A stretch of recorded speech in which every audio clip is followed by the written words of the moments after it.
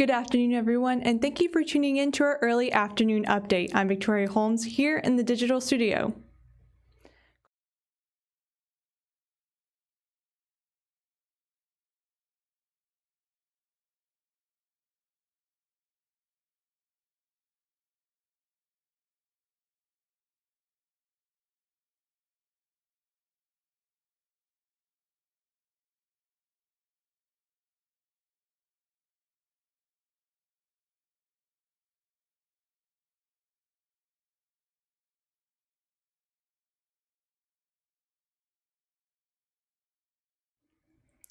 The state says the number of workers on unemployment last month fell. North Carolina's seasonally adjusted August unemployment rate was 6.5%, 2 points lower than July's revised rate. But the August rate this year is still 3 points higher than a year ago. The national rate decreased about 2 points to 8.4%. The next unemployment update is scheduled for Wednesday, September 30th. Schools in the University of North Carolina system enrolled more students this fall than ever before. Half of the students' campuses reported record-breaking numbers of students. It's the system's third year in a row for record-breaking high enrollment. More than 242,000 students are at their universities. There was an overall increase of 1% for the total number of undergraduate and graduate students. The news came in at the system's Board of Governors meeting on Thursday. When we come back, Democratic lawmakers are demanding an investigation after a whistleblower complaint at an ICE detention center. But first, a weather update from our meteorologist, Alex Waslenko.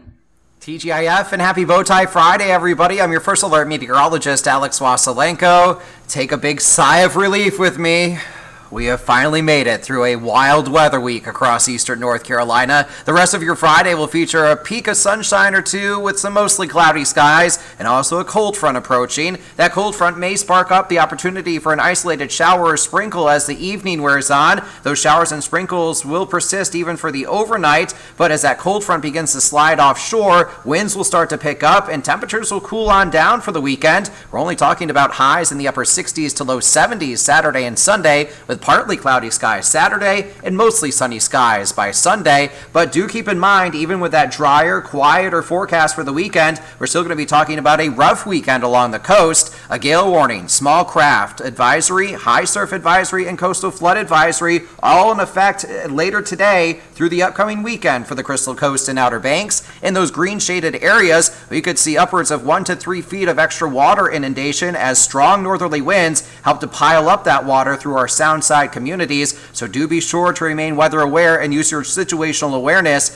just in case the flooding gets bad or the overwash does come to fruition. Be sure to download that free First Alert weather app to track all the changes in your local and tropical forecast, especially as we head into your Saturday and Sunday. Speaking of which, your Saturday and Sunday will feature windy conditions with just slight chances for showers each day. The better chances for sunshine, however, arrive Monday through Thursday of next week. They'll be completely dry days as high pressure overtakes the forecast. That high pressure is also going to lead to some gradually warming temperatures. We should be back into the middle and upper 70s by next Wednesday and Thursday. Make sure you have a fantastic rest of your Friday and make it a wonderful weekend. I'm your First Alert meteorologist, Alex Waslenko. Democratic lawmakers are demanding an investigation after a whistleblower complaint was filed alleging women in a privately run ICE detention facility are receiving unnecessary hysterectomies. Lawmakers are demanding an inspector general investigation into whether the surgeries actually happened. Our DC Bureau has more. A disturbing whistleblower complaint from an ICE detention center nurse alleges high rates of hysterectomies performed on immigrant women at the Irwin County Detention Center in Georgia. This has raised the alarm at the highest levels. Texas Congresswoman Veronica Escobar says to get to the truth, House Democrats have launched investigations and are racing to conduct hearings. The complainants, whether they are victims or whether they are witnesses, get deported pretty quickly. Escobar says she's expecting pushback from DHS. They've been resistant, absolutely resistant to congressional oversight. On Twitter, Congresswoman Pramila Jayapal said there may be a minimum of 17 women who were subjected to unnecessary procedures with the clear intention of sterilization. Often these abuses occur at for-profit facilities. I think that system needs to end. Oregon Senator Jeff Merkley says Democrats also want an inspector general investigation into whether the Trump administration ordered the sterilizations. Horrific things have happened because of the attitude of the administration of treating immigrants really in an unhumanitarian fashion. In a statement, ICE disputes the claims and says that since 2018, 2 individuals have had hysterectomies at the Irwin County Detention Center. In Washington, Alexandra Limon. East Carolina University, NC State, and the University of North Carolina at Chapel Hill will allow parents of their football players to attend games this fall. ECU Assistant Athletics Director Tom McClellan says the school plans to make 350 tickets available per game, about 250 for parents of ECU players and 100 for the opposing team.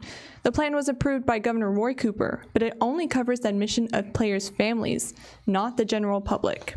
ECU plays next Saturday, September 26th at noon. Thank you for tuning in to our early afternoon update. I'm Victoria Holmes here in the digital studio.